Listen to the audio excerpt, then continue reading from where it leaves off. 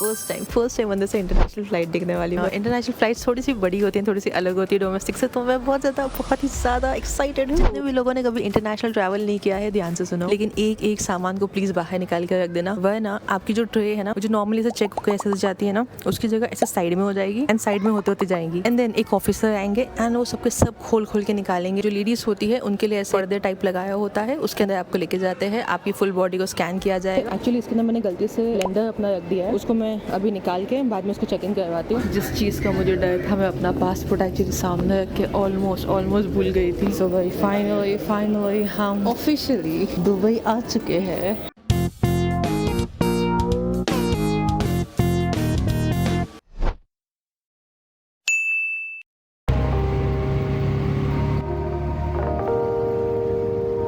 चलो भैया फाइनली हम एयरपोर्ट पहुंच चुके हैं।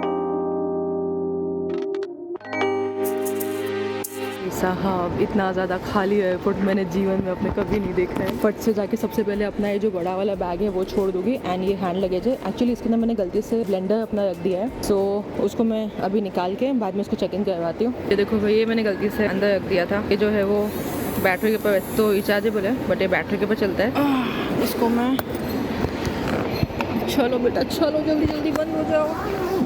हाँ, सो इसको मैं अपनी हैंड लगेज वाली बैग के अंदर रखना पड़ेगा मुझे।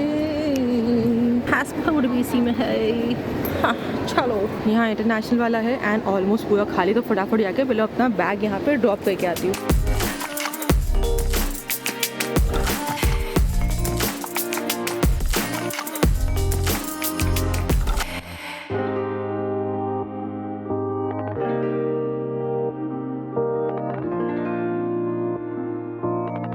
वैसे तो मुझे अभी कुछ खाना है, फूड कोर्ट वहाँ पे है, लेकिन मैं सबसे पहले जाके अपना गेट देख के आती हूँ। क्या मेरा गेट एग्जिस्ट करता भी है या नहीं।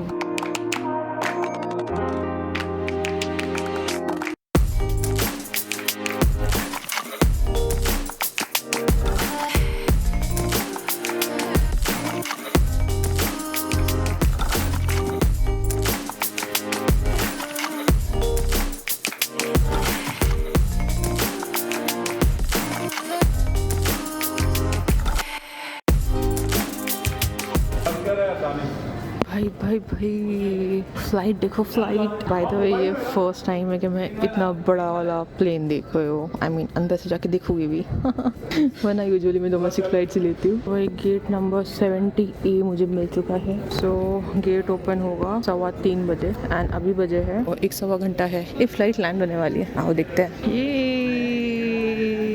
चली गई।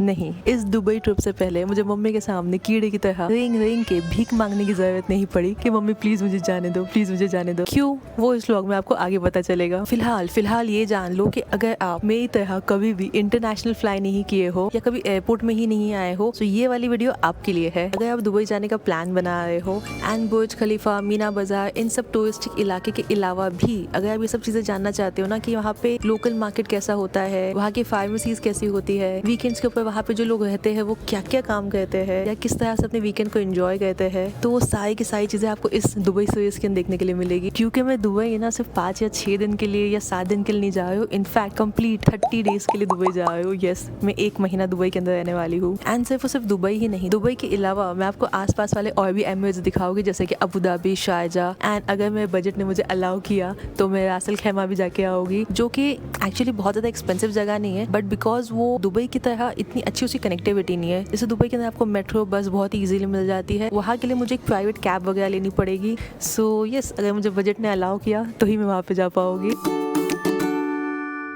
तो जितने भी लोगों ने कभी इंटरनेशनल ट्रैवल नहीं किया है ध्यान से सुनो। सबसे पहले इंडिया से दुबई जाते कैसे है। जैसे दुबई सिर्फ एक एमिरेट है एंड यूएई कंट्री है, बट मैं दुबई कहने वाली हूँ बिकॉज लोगों को ज्यादा इजीली समझ में आएगा। सबसे पहले आपको जो भी डेट्स पे जाना है अपने टिकट्स बुक कीजिए। होटल, हॉस्टल जहाँ पे भी आप रहने वाले हो उसे भी बुक कर लीजिए। उन दोनों डॉक्यूमेंट्स को यूएई की ऑफिशियल वेबसाइट के ऊपर अपलोड कीजिए, जहाँ पे आप अपना वीजा अप्लाई कर सकते हो, या आप मेक माई ट्रिप जैसी एप्लीकेशन के ऊपर जाके भी दुबई का वीजा ले सकते हो। यहाँ पे भी आपको सेम अपनी फ्लाइट टिकट्स एंड अपनी होटल की बुकिंग्स अपलोड करनी होगी। यहाँ से आपको वीजा मिल जाएगा। अब आप सोचोगे कि सना अगर मेरा वीजा रिजेक्ट हो गया तो मेरी फ्लाइट बुकिंग, होटल बुकिंग सब कुछ वेस्ट तो हो सकती है ना, बट नहीं। जब आप अपनी फ्लाइट की बुकिंग्स करोगे ना तो वहाँ पे एक ऑप्शन आता है, नीचे देख देख के मेरी गर्दन रुक गई। बाय द वे मैं इतना स्लो इसलिए बोलूँ, पूरा की पूरा एयरपोर्ट खाली है एंड मेरी आवाज़ ऑलमोस्ट गूंज रही है। सो जब कभी आप अपनी फ्लाइट की बुकिंग्स करोगे ना, आपको वहाँ पे एक ऑप्शन मिलेगा कि वीज़ा कैंसिलेशन के ऊपर आपको 100% आपका रिफंड मिल जाता है। यस, इस फीचर के लिए इस ऑप्शन के लिए आपको तकरीबन 500-600 रुपये कुछ एक्स्ट्रा देने होंगे, बट जब आपकी टिकट ही इतनी महंगी होती है तो उसके ऊपर आई गेस 500-600 एक्स्ट्रा दे देना एक ज़्यादा सेफ बेट होने वाली है। एंड वही बात होटल बुकिंग्स की, तो इसके लिए आप क्या कर सकते हो कि booking.com जैसी वेबसाइट्स के ऊपर है ना, या अगोड़ा जैसी वेबसाइट्स के ऊपर आप एडवांस के अंदर बुकिंग तो कर सकते हो, लेकिन आपको पेमेंट नहीं करनी होगी। ये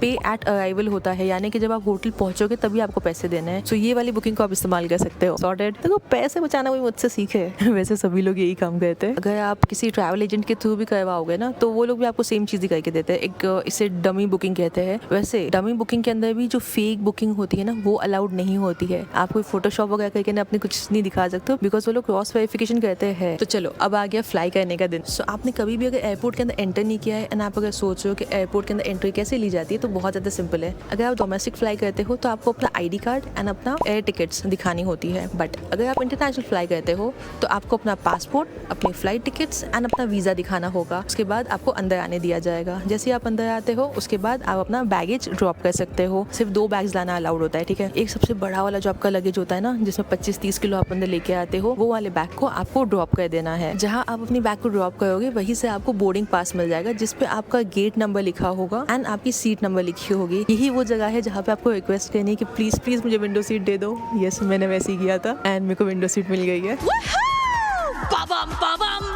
बाय द वे, अगर आपको विंडो सीट वगैरह चाहिए, आई वुड हाईली रिकमेंड कि आप थोड़ा सा जल्दी आओ। मतलब अगर 3 घंटे पहले आपको आना होता है इंटरनेशनल फ्लाइट के लिए, आप 3.5 घंटे पहले आ जाओ। इससे क्या है ना, जो भी सीट्स होती है वो जल्दी जल्दी आपको अलॉट हो जाती है विंडो वाली। सो यस, मैं एक्चुअली मैं 3.5 घंटे का एम करके निकली थी, बट थोड़ा सा लेट हो गई।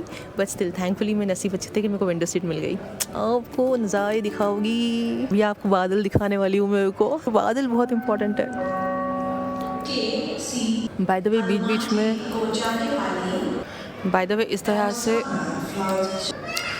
इस तरह से बीच बीच में जो भी अनाउंसमेंट होती है ना, उसके ऊपर आपने ध्यान रखना है, बिकॉज कभी कभी आपका गेट चेंज का भी अनाउंसमेंट हो जाता है। यही जो काउंटर है ना जहाँ पे आप अपना बैग छोड़ने वाले हो, वैसे तो 25 किलो मिनिमम आपको अलाउ होता ही होता है, या तो 30 kgs आपको अलाउ होगा depending on your airline. But I would highly recommend, जब कभी आप दुबई जाते हो ना, तो 1-2 जीन्स या 2-3 टी-शर्ट्स बस इतना ही लेके जाओ एंड बाकी सारी की सारी शॉपिंग वहीं से कीजिएगा, बिकॉज वहाँ पे बहुत अच्छे सुंदर सस्ते टिकाऊ आपको कपड़े मिलने वाले हैं। ऐसे सस्ते तो नहीं मिलेंगे, लेकिन हाँ, फॉर इंस्टेंस अगर मैंने इंडिया के मैक्स से एक ट्राउजर्स ली है एंड उसका प्राइस भी अगर 1000 रुपीज़ है एंड वहाँ पे भी अगर 1000 रुपीज़ है, तो वहाँ की क्वालिटी भी बहुत ज़्यादा अलग होती है, बिकॉज मैंने वहाँ से कपड़े मंगवाए हुए हैं एंड बहुत ज़्यादा अलग लगते हैं। इनफैक्ट यहाँ पे जो स्केचेस वगैरह आपको 8-9 हज़ार रुपये के मिलेंगे, वहाँ आपको 2-2 हज़ार में मिल जाएंगे। तो अपने बैग को है ना यहाँ से फुल करके ना मत लेके जाओ, या ये मत सोचो कि आधे कपड़े लेके जाते आधे वहाँ से ले लेंगे। अगर आप अच्छे कपड़े लेना चाहते हो एंड अगर आप वो हो जो कि साल में एक ही मरतबा कभी इंटरनेशनल ट्रिप के ऊपर जाते हो या पहली मरतबा जाने वाले हो, आई वुड हाईली रिकमेंड कि आप इसी तरह से कीजिएगा। वैसे तो ये मेरा अपना खुद का फर्स्ट ट्रिप है दुबई में, लेकिन जितने भी लोग अब तक जाके आए, सब ने मुझे कहा है कि प्लीज सना यहाँ से कपड़े अपने कम से कम लेके जाना। एंड मैंने एक्चुअली बहुत सारे कपड़े डाले भी थे, कम से कम मैंने 10-12 जोड़ी डाल दी थी, बट मुझे कहा नहीं,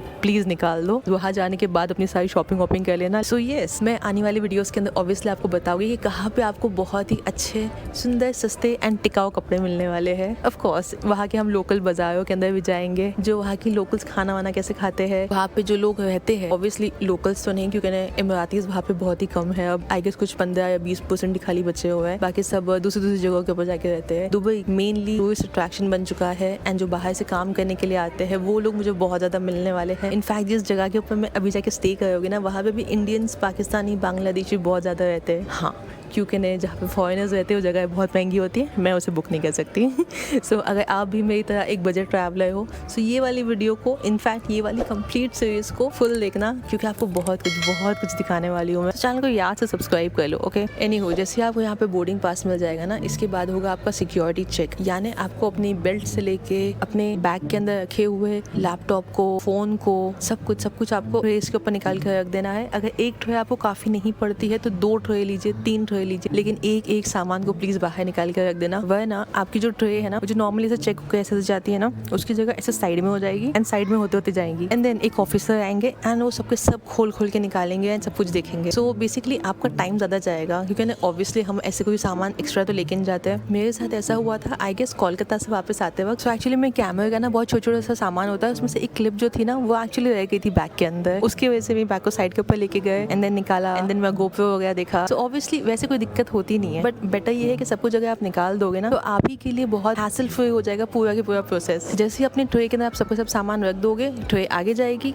एंड आप एक लाइन के अंदर खड़े हो जाओगे जहाँ पे आपका फुल बॉडी स्कैन होगा। जो लेडीज होती है उनके लिए ऐसे पर्दे टाइप लगाया होता है, उसके अंदर आपको लेके जाते हैं, आपकी फुल बॉडी को स्कैन किया जाएगा। हाँ, इस वक्त आपको अपना बोर्डिंग पास अपने हाथ के अंदर ही रखना है, बाकी सब कुछ अपने ट्रे के अंदर डाल दीजिएगा इंक्लूडिंग योर फोन। तो जैसे आपका सिक्योरिटी चेक खत्म होता है, आपको जो बोर्डिंग पास मिला है उसके ऊपर आपका गेट नंबर लिखा होगा, उसी गेट नंबर के ऊपर आपको जाके बैठना है। तो यहाँ पे बैठने की जगह कुछ इस तरह से होती है, ये आप देख सकते हो मेरे पीछे, ये है वो साइड के ऊपर सब गेट्स है, मैं वहाँ पे बाद में जाऊँगी। बस मैं वीडियो बनाने के लिए ये साइड के ऊपर आके बैठी हूँ बिकॉज यहाँ पे ऑलमोस्ट खाली है। सो यस, अपने गेट के पास आप आ जाइए एंड जैसे अपने गेट के पास आप आओगे ना, रास्ते के अंदर आपको बहुत सारे कैफेटेरियाज वगैरह मिल जाएंगे। सो अगर आप कुछ खाना पीना है तो आप ले सकते हो। बाय द वे, जो सैंडविचेस 200-250 रुपये के मिलते हैं वो यहाँ 400-450 रुपये के आपको मिलेंगे। जो पानी की बॉटल बाहर 20 की मिलती है, यहाँ सीधा 100 रुपये की आपको मिलेगी। सो बेटर यही है कि अपने साथ में आप एक पानी की बॉटल लेके आइए। मैं खुद भूल गई थी, मैंने रास्ते से बाद में ली है। एंड इसके अलावा भी बहुत सारे लोगों को ऐसा लगता है कि शायद आप अपने घर से खाना नहीं ला सकते हो, ऐसा कुछ भी नहीं है। मैं खुद अपने घर से लास्ट टाइम भी सैंडविचेस वगैरह बना के लेके आई हुई थी। बस ये है कि इस तरह से लेके आओ कि आपको खुद को खाने के लिए आसानी हो जाए। कोई स्टील की चम्मच वगैरह लाना अवॉइड ही करो, वुडन स्पून वगैरह कुछ आप ले लो ताकि आपको खाने में भी आसानी हो एंड जब आपको खा के हो जाए तो आप उसको डंप कर सको। राइस ले लो, करी ले लो, कोई भी चीज़ मिक्स करके लेके आओ ताकि आपके लिए खाने में आसानी हो। इनफैक्ट आप फ्लाइट के अंदर भी उसे लेके जा सकते हो, फ्लाइट के अंदर बैठ के भी आप खा सकते हो। आउटसाइड फूड भी आप अंदर ला के खा सकते हो। आई डोंट नो, काफ़ी सारे लोगों को इस चीज़ की गलत फहमी है। जब कहीं मैं कहती हूँ कि हाँ मैं अपना खाना अंदर लेके जा रही हूँ, अपने लिए सैंडविचेस पैक कर लिए, पीपल आर लाइक हैं घर से सैंडविच बना के लेके जाओगी। सो यस, यहाँ पे आके जो 250 की चीज़ है उसको 450 रुपये देगी, कोई सेंस नहीं बनेगा। इट्स वे बेटर कि अपने घर से ही खाना वाना लेके आओ। अपने गेट तक आने के अंदर अगर आपको कोई भी दिक्कत हो ना, तो रास्ते के अंदर आपको जो भी सिक्योरिटी वाले मिलते हैं, इनफैक्ट जो सफाई वाले भी मिलते हैं ना, जो भी लोग यूनिफॉर्म के अंदर क्यों ना हो, आप उनसे पूछ सकते हो कि भाई अभी क्या करना है। आपको पता नहीं सिक्योरिटी चेक कहाँ है, आप पूछ सकते हो भाई अभी कहाँ जाना है। हाँ, सबसे इंपॉर्टेंट चीज़, गेट के ऊपर आने से पहले एंड सिक्योरिटी चेक के बाद होगा इमिग्रेशन, जिसके अंदर कुछ भी नहीं होता है। मतलब हाँ, एक्चुअली कुछ भी नहीं हुआ। मुझसे पासपोर्ट मांगा, वीज़ा मांगा, मैंने दिया, उन्होंने स्टैम्प लगाया, बोला जाओ, बस इतना सही हुआ।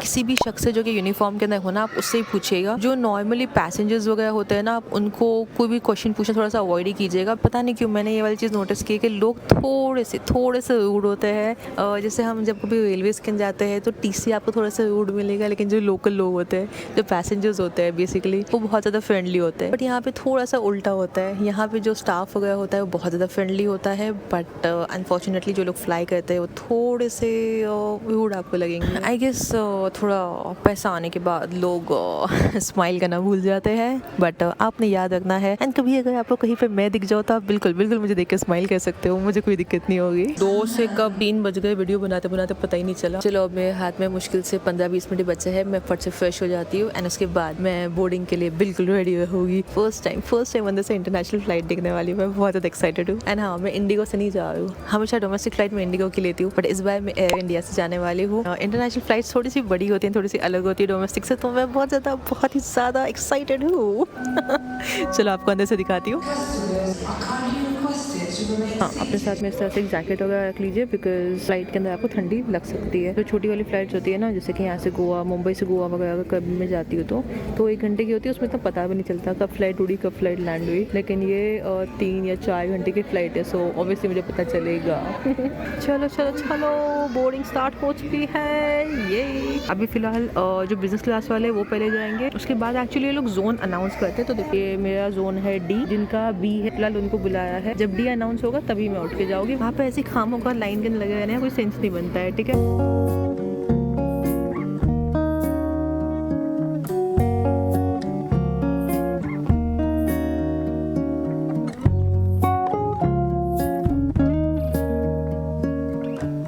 पता नहीं क्यों मुझे लगा था शायद इंटरनेशनल फ्लाइट थोड़ी सी बड़ी होगी, बट ऑलमोस्ट मतलब डोमेस्टिक ही है ये भी। बस इतना डिफरेंस है कि यहाँ पे जो जाली हुआ करती थी जिसमें अपना मैं पावर बैंक वगैरह हमेशा से अटका देती हूँ वो नहीं है, एंड यहाँ पे इस तरह से ये लगाया हुआ है इंस्टेड। बट एनी हो the good news is I got window seat, amazing in it. ये अभी आपको मैं बादल दिखाऊंगी को। मेरा नाम कृष्णा और मैं कैबिनेट सुपरवाइजर हूँ, ठीक है।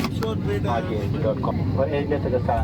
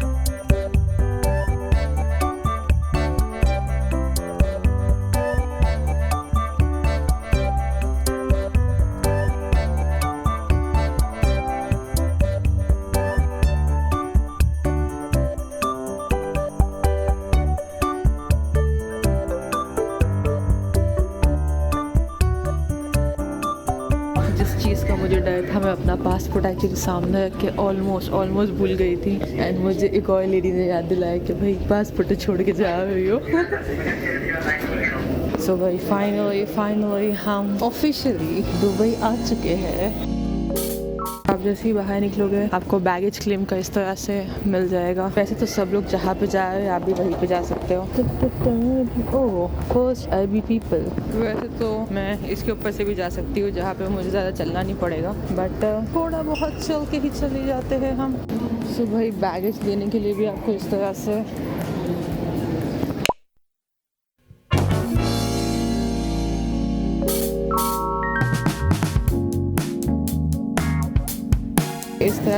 मेट्रो के अंदर आपको आना होता है अपना बैगेज लेने के लिए। भाई दुबई एयरपोर्ट भी छोटा नहीं है। अभी यार सीढ़ियों से नीचे चले जाना चाहिए था मुझे। क्यूट सा बनाया हुआ है इन लोगों ने, देखो। चलो इमिग्रेशन की बात आपसे मिलती हूँ।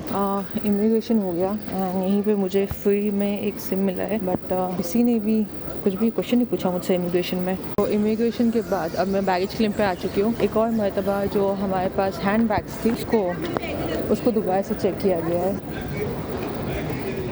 मुझे एक्चुअली लगा था कि इमिग्रेशन वगैरह के ज़्यादा टाइम जाने वाला है, बट एक्चुअली वो वाला काम 2 मिनट के अंदर हो गया। एंड यहाँ पे जो बेल्ट अब तक स्टार्ट नहीं हुआ है, एंड जो दूसरे वाले बेल्ट्स है और ये भी मुंबई की फ़्लाइट है, बट आई गेस हमसे पहले जो इंडिगो उड़ी थी ना उसके बैग्स आ गए हैं। एंड ये एयर इंडिया के यहाँ पे आने वाले 7 नंबर पे। लेट्स सी कब आता है। तो मुझे लिटरली 7 नंबर बेल्ट बोला था जो कि अब तक बंद पड़ा हुआ है, एंड आया है 3 नंबर के ऊपर। भाई मैं बैग से कब से यहाँ पे वेट कर रही हूँ, एंड यहाँ पे ऑलरेडी बहुत सारी बैग्स निकाल के रख दी गई है इंक्लूडिंग माइन। क्या है ये? तो भाई मैं तो आ चुकी हूँ, एंड मेरी फैमिली वालों ने कहा था कि हम भी आएंगे तुम्हें लेने, बट मुझे दूर दूर तक कोई दिख नहीं रहा है। भाई दिखे मम्मी दिखे शालिका।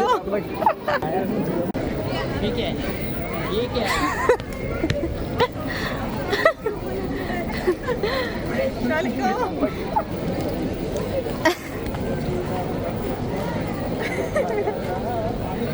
अब समझ में आया कि वो इनकरेज किया गया था, इस वजह से मम्मी वाली दुबई में है।